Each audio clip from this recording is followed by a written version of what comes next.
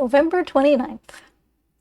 Thanks to my friends who have thrown a mirage of their diverse impressions on my grey wall, I have seen the armistice celebrated in Paris and at the front. And now, on top of Madame T's visit, to the sound of the salutes that announce King George's arrival in Paris, comes the promised letter from F.T. Such a number of delicately written sheets. I follow them avidly, for his observations are sure not to be dictated in advance by nationalism or revanche or any other cult. I should be ashamed of my long silence, he begins, if one of the greatest shocks of my life were not its excuse. Why were you not there, chère mademoiselle? I shall not try to turn your thoughts away from the sights you have missed. I saw Metz first. I was one of the first to enter, carrying the first French newspapers, which I distributed for more than 3 hours to the crowd. And I assure you it was moving, the old men, the old women, the young men, the children, the old people especially, coming out of all the doors with hands outstretched for these first papers in their language, forbidden for 4 years. Metz is nevertheless the city where our reception was the least vigorous, the least violently enthusiastic. It is a city with no industrial life, which has always lived by its garrison and its officials. None has been more deformed by subjection. Yet I did not think that experience could be surpassed. I was suspicious of the cities of German speech. My poor reason had given me no inkling of what patriotism without a linguistic foundation could be. After that I saw Thionville, a small city in Lorraine where the French tongue still predominates. But all through the villages of the region it was German that was spoken. Ah, Thionville! That exquisite morning at the gate of the old town, all the bells ringing, and behind and about me the who had got out their silk hats. One wore his ancient uniform. And opposite me, on the other side of the road where the troops were to march past, the villagers, packed in close together, led by their curé, priests, and behind the curé, the young girls in costume. What youth! What freshness! Wearing on their shoulders exquisite shawls which had just been taken out of old armoires, wardrobes, beautified, softened by 100 years in lavender. Mademoiselles, what pretty shawls! Where do they come from? Our grandmothers, replied the young things proudly.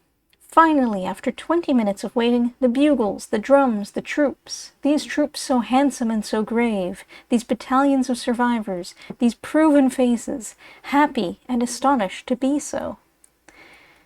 If you had seen the emotion of the old, the happiness of the young girls, who saw at last these soldiers of whom their grandmothers used to talk, these soldiers to whom so many of their brothers had fled, soldiers of theirs, their soldiers, you would have understood, as never before, what an ancient, instinctive, profoundly natural and real thing the patrie is.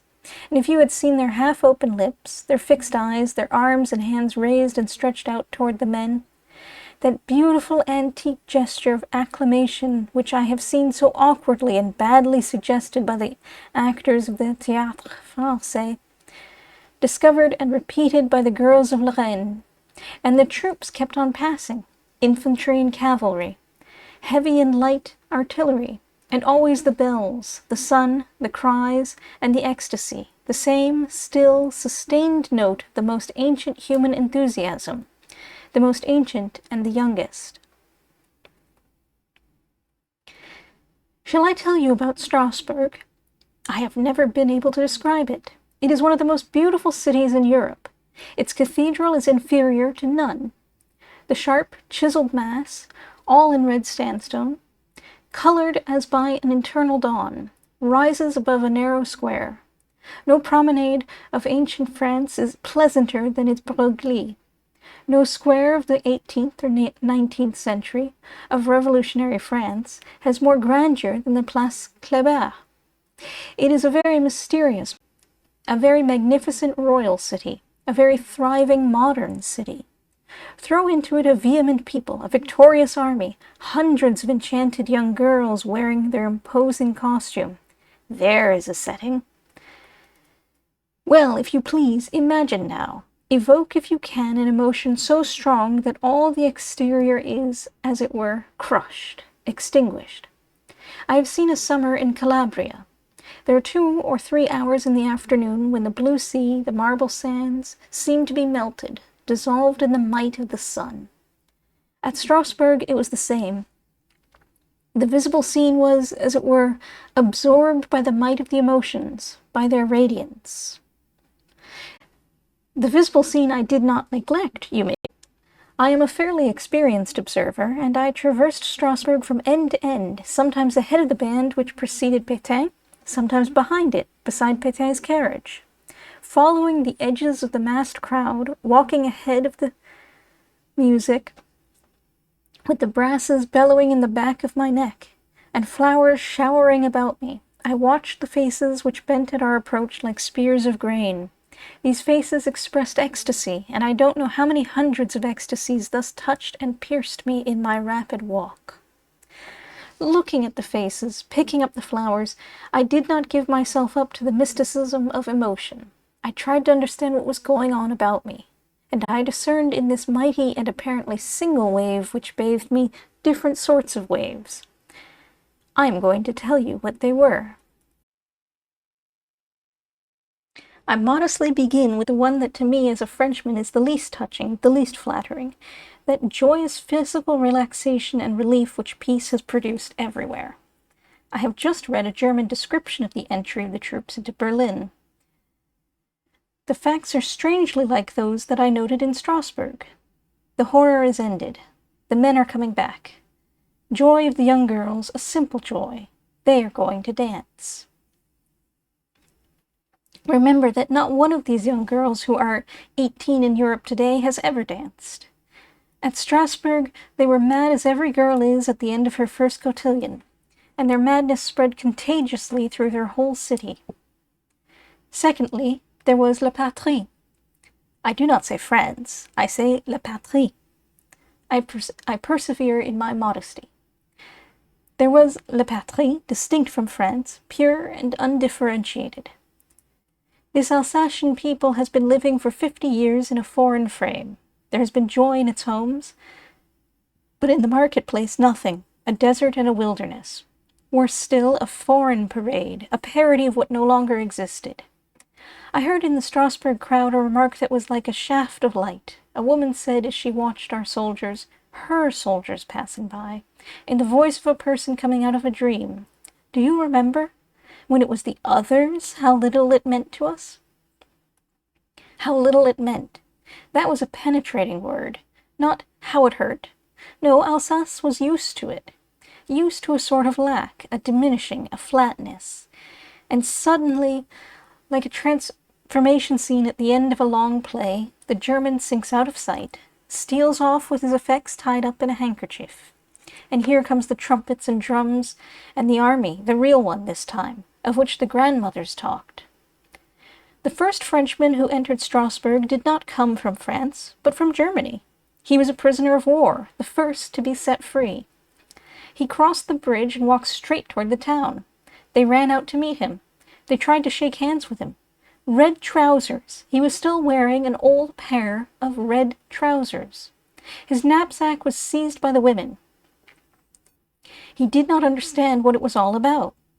"You're mistaken," he said. "I'm a prisoner." "You're a Frenchman," they cried, and a crowd followed him as he entered the town, leading him from one place to another, giving him cigars and sweets. "Ma foi, my faith," he said, "I don't mind if I do. A Frenchman. I must get there at last, and be done with modesty. There is, no doubt, something delicate and generous which calls out love. We are so glad to see you again," said an Alsatian as he led me into his house. "France has always been so good to us." That, I think, is a truly Alsatian remark which expresses the difference that Alsace has always felt between herself and France, and at the same time the joy she has always had in feeling united to France. This marriage, remembered after 50 years, seems to have been not only good but delicious. One of those successes that La Rochefoucauld would declare impossible. The French domination has left only memories of happiness, prosperity, glory. I interrupt myself. It's true that the French domination has left no bad memories, but has it left memories? The Alsatian I have just quoted was a man of years and learning, but in those young heads that I took in, one by one, as I crossed Strasbourg, those happy young heads, what can the name of France evoke? Say in a girl of 18, the age of my daughter.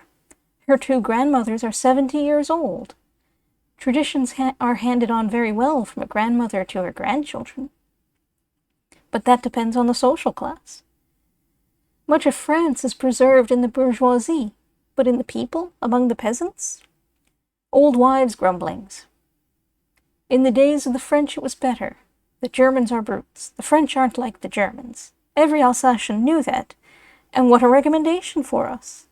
But it's a rather negative piece of information. And remember always the difference of language. One powerful tie is completely lacking. What then is France? This country with an unknown tongue for these peasant girls. A France, a face of which the features are growing dim or altogether lacking. And yet the face is there. France is a country for which one has suffered much. For 50 years much.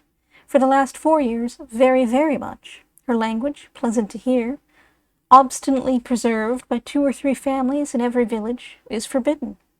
Whoever is caught saying a word is punished with fine or imprisonment. There is more. France is the country toward which 30,000 young men fled to enlist as soldiers the first day of the war. 30,000 departures. 30,000 tragedies. 30,000 young men fighting of whom there is no news. 30,000 families who stay behind and are persecuted by Germany.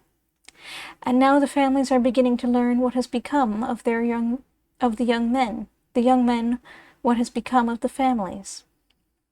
How many meetings and what pathos.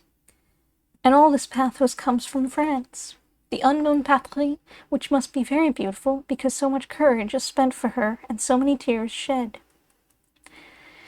I was waiting the entry of the troops at the Schirmeck gate, and suddenly I saw among the costume groups 2 young girls wearing light-colored flowered ribbons on their heads instead of the usual black bows.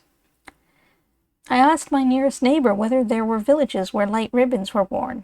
She answered, "No, we wear black ribbons since the other war, since we stopped being French. Now that we are no longer in mourning, the flowers are coming back." Fine elements for a legend? Yes, they abound.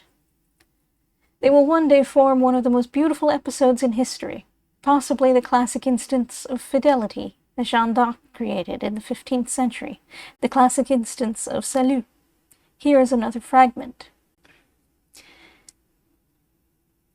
The war brought France into Alsace. The army stayed on the border, but the aviators flew over the country. Alsace listened as they passed, listened and was not afraid. The Germans ran to hide in their cellars. They were afraid. They had to be afraid. They could not admit that Mulhouse, Colmar, and Strasbourg were not their towns, towns threatened by French bombers. But the Alsatians laughed and said, "France is sparing us the war." And it was true. This rich Alsace, this gauge of war, this greatly desired captive, has remained 4 long years between the countries that were quarreling over her, and the war has scarcely touched her. And France has done more. To spare Alsace, she has sacrificed some of her finest provinces. Metz, Strasbourg, Colmar, Mulhouse are untouched. But Verdun, Reims, Soissons, Arras are destroyed. Alsace knows it, and is moved by it. Alsace knows, too, the human cost of her return. More than 1,500,000 lives, as many dead as there are living in Alsace and Lorraine. For every living soul in Alsace, a man in France and of France has fallen. This takes us deep into the legend. Let us return to reality. What is France, the real France, for this Alsatian people which is acclaiming her? Visibly and palpably, it is an army with a supple step which does not hammer the soil as the other did. Officers whose looks do not insult as the others did. One man embodies France for the people of Strasbourg. General Goron. He has led the first troops in. He commands the town, a magnificent presence, a long face, elegant, military, ascetic. The face of a gentleman, a priest, a soldier. One sleeve drops, an arm is missing. When he walks he is unsteady, he has an injured hip. But these bodily weaknesses enhance the man, increase his radiance. I hear the cry, "Vive Goron! Long live Goron!" The success of the army is prodigious. Officers and soldiers both are endowed with all the virtues. What is more extraordinary, I believe that they have them. The long trial of the trenches has not made them brutal, rather more patient, more experienced, more delicate. How little are they drunkards, how little poilus. I see them full of attentions,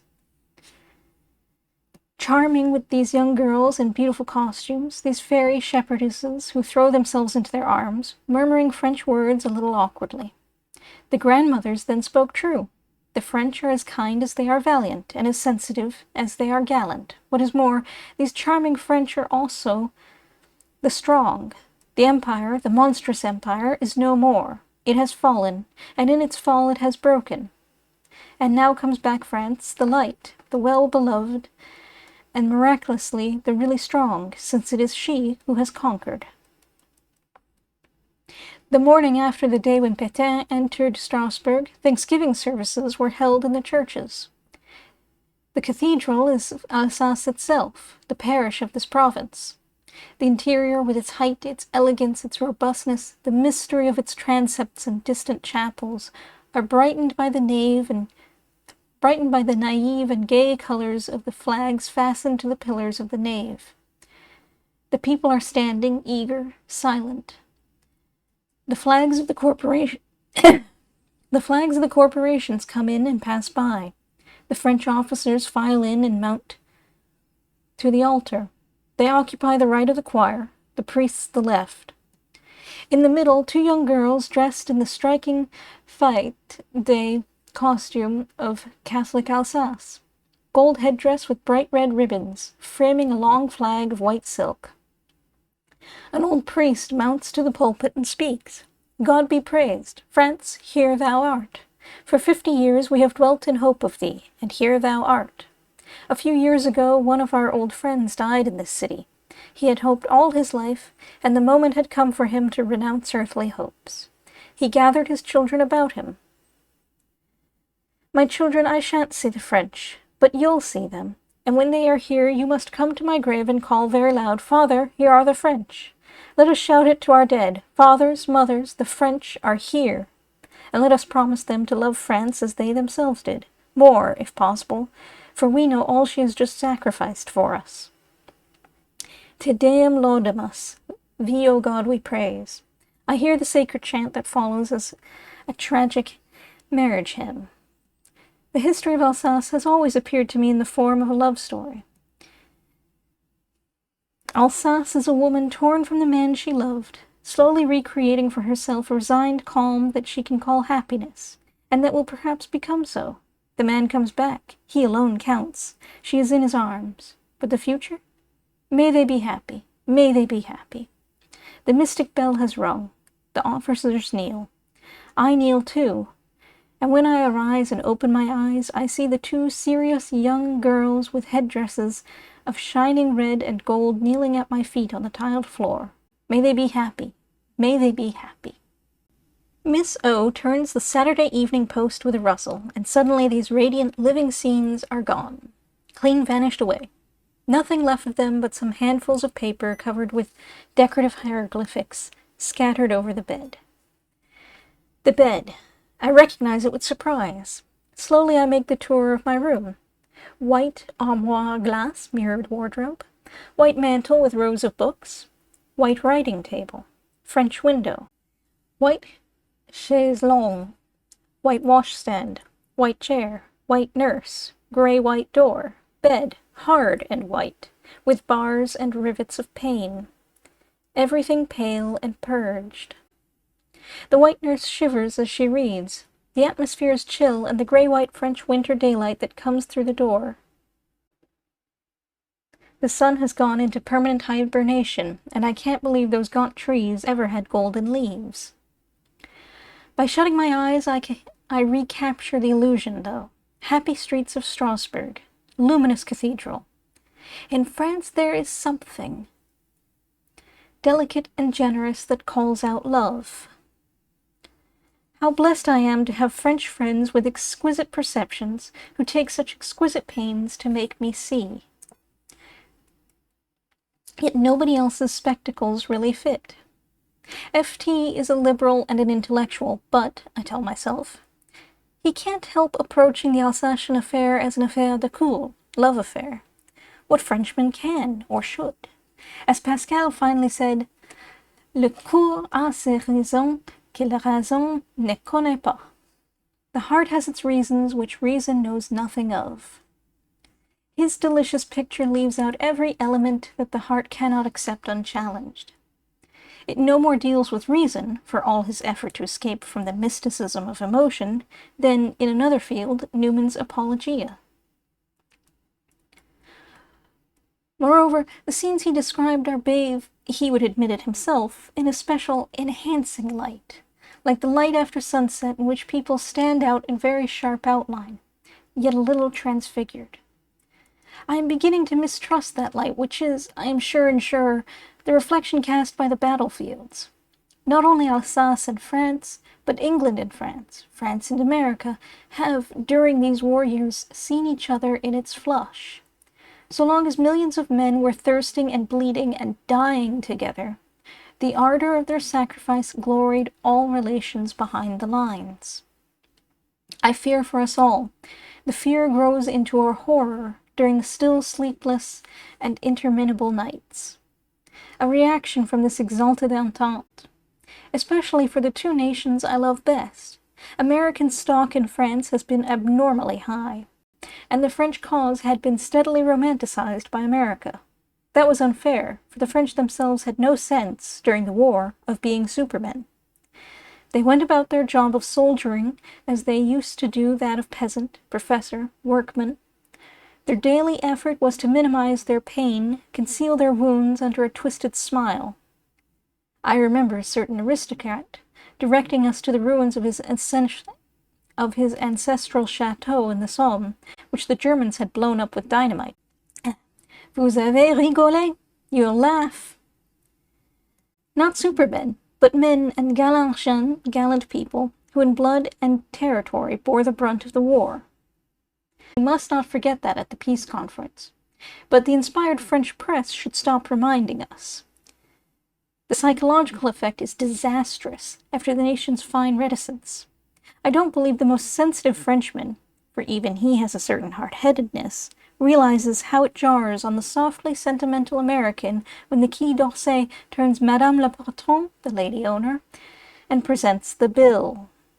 It is the tone of the Echo de Paris that one minds more than the bill.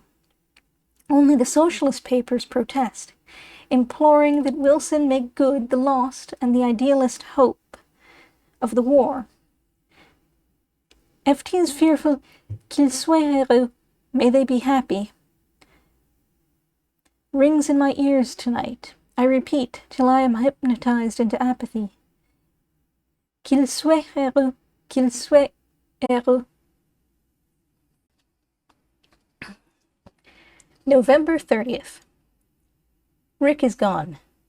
Definitely so far as Nui is concerned, and the last door that remained ajar on the war is closed. He came out for his goodbye visit by devious routes, to avoid King George, who is still royally processing, bringing a bunch of red roses which he laid bashfully on the bed.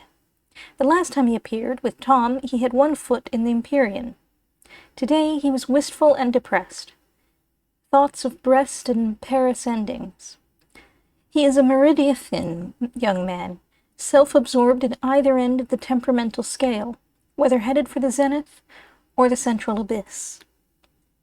Talk disjointed as usual.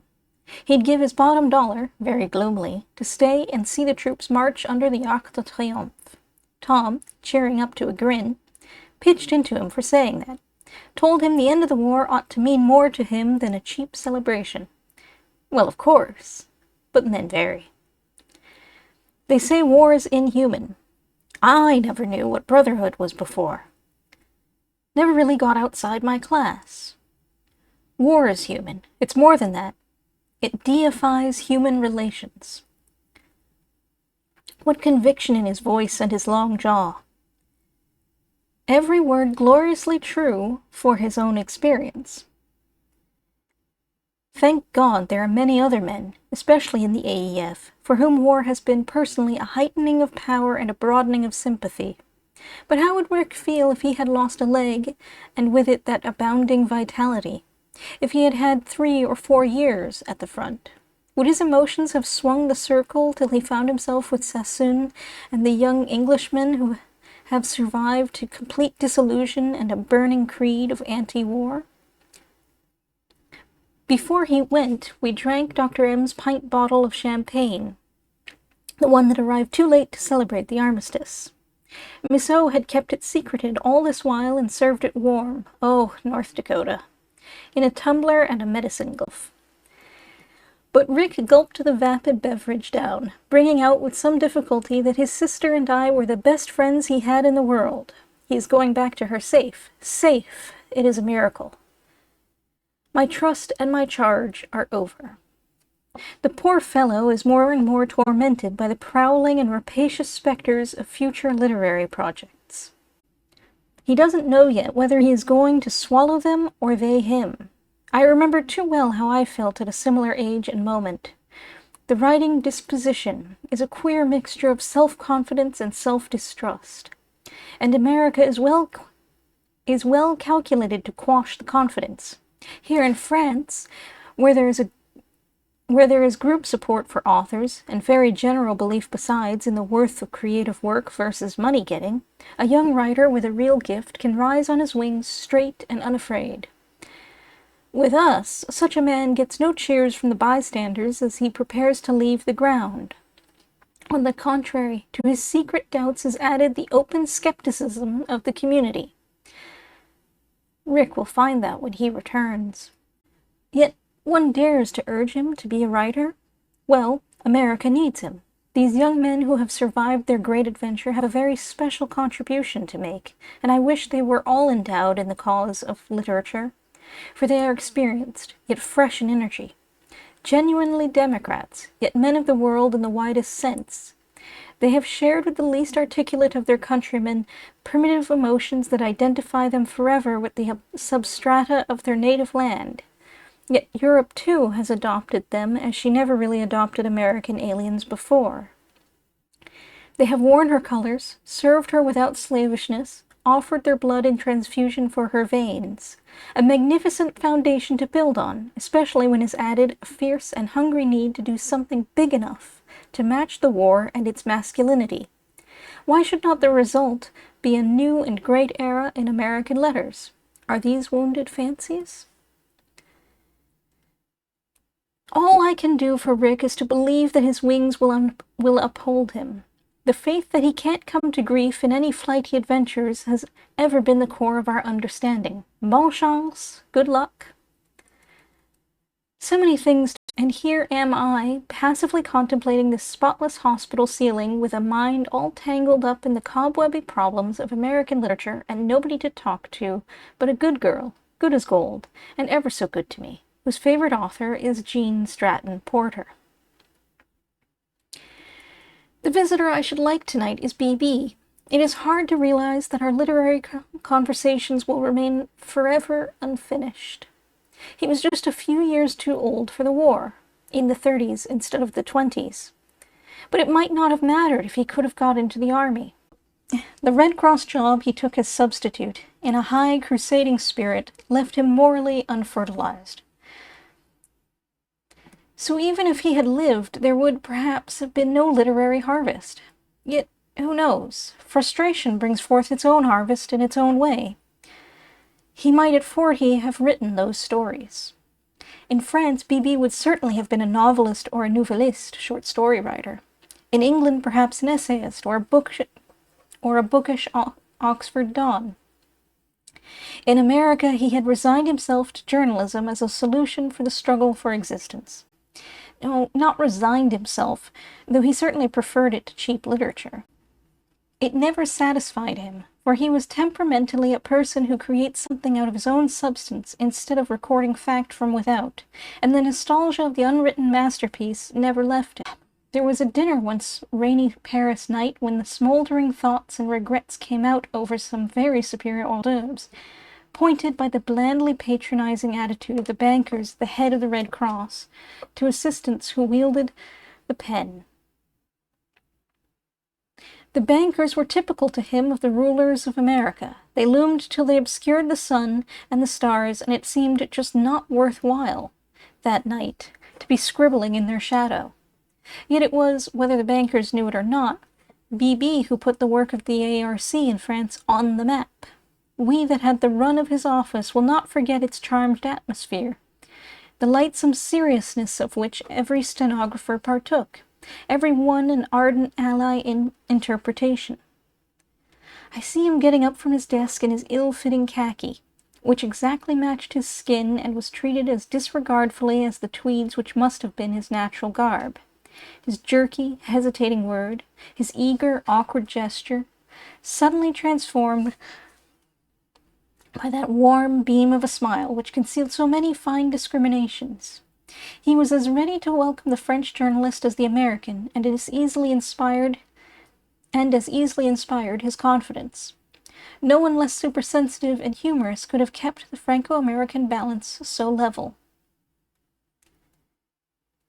Discrimination again fostered his genius for friendship, an art into which he put all the grace he had been cheated of in literature. It was as if he decided that here at least he was sure of accomplishing something creative and individual. He gave himself so freely, for every friend, especially the humblest, to all the precious, old-fashioned courtesies and shades of gentle attention no modern man has time for, that he would not have had time for himself, perhaps, if those stories had been written. How touched he was by the farewell dinner organized by the Gannets in Montmartre, Place de Tertre, of course. Scene of so many war dinners that went to the bottom of things, where we sang him out of countenance in our glasses of vin gris, rosé, while the sallow, long-haired poets looked on from other tables, unamazed.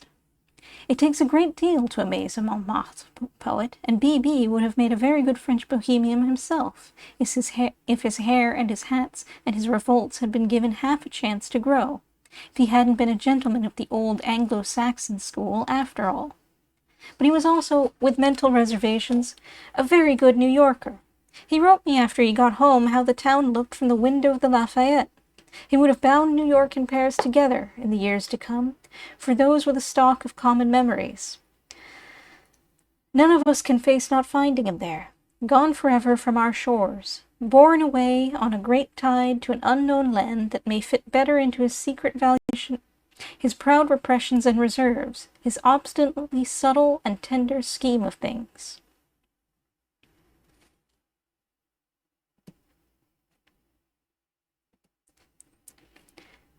Sometimes it comes to me as a new and startling idea, yet I suppose it is one of the oldest in the universe, that the friends who have vanished during the smoke of battle, like young Stuart and B.B., are the ones who in the far future will remain most vividly alive for me.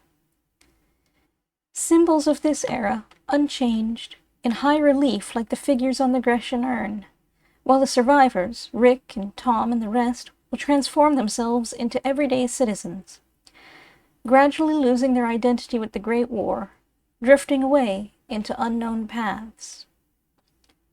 We are no other than a moving row of magic shadow shapes that come and go. Back and forth they move, brooding, pleading, phantasms of this old, recurrent night mood. A poilure's face, white and cavernous in a saffron cloud. A fierce young American profile under a lurid sky. They haunt me, insist on my sharing in some dark purple, universal doom. Pain. Why has it come back, piercing and glancing and jagged? Pain like a searchlight. This is what it makes me share. Now I see the shadow faces clear, dear, individual, friendly faces, as if they could ever grow spectral, as if I could ever forget Lucinda's soft look under her blue veil. I shall recognize you in eternity, Gertrude, by the sparkle of your glasses and the radiance of your heart. I was wounded in the house of my friends.